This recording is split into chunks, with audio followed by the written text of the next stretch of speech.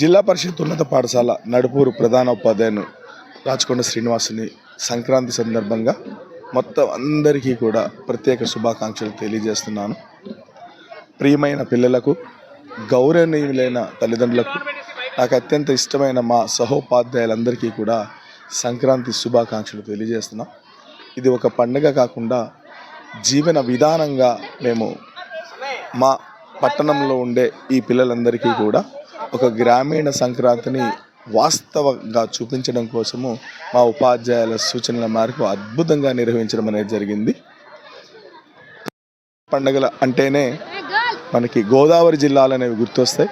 ఆ గోదావరి జిల్లాలో ఉండే వాతావరణాన్ని నడుబొడ్డున నగరపు నడుబొడ్డున నడుపూర్లో పూర్తి స్థాయిలో అన్ని వాస్తవాలని, సంక్రాంతికి సంబంధించిన అన్ని విశేషాలని ఇక్కడ డూడు బసవన్నలు, అట్లాగే కోడి పందాలకు మాత్రం కాదు, మామూలుగానే చెరుకు గడలు, భోగి మంటలు, అదేవిధంగా మా రంగవల్లులు అందరూ కూడా మా ఉపాధ్యాయునులు ఇలాంటి సమయంలో ఈ వయసులో కూడా చిన్నపిల్లలతో పోటీ పడుతూ మరి ముగ్గులు వేసి ప్రైజులు సంపాదించడం కోసం సుమారు 16 మంది పోటీ పడ్డారు.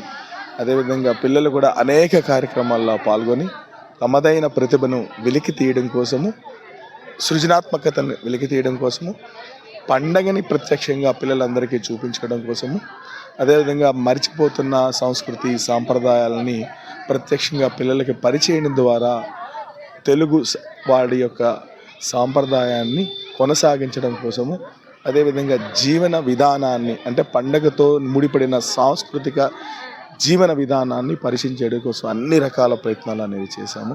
ఈ ప్రయత్నంలో కొత్త బట్టలు వేసుకున్నారు, పంచెలు కట్టుకున్నారు, అట్లాగే పిల్లలు వడ్డానాలు వేసుకుని కోలాటాలు కూడా చేసి అన్ని రకాల ప్రయత్నాలు చేశారు. ఈ సంక్రాంతి సందర్భంగా మనం అద్భుతంగా నిర్వహించడం అనేది జరిగింది.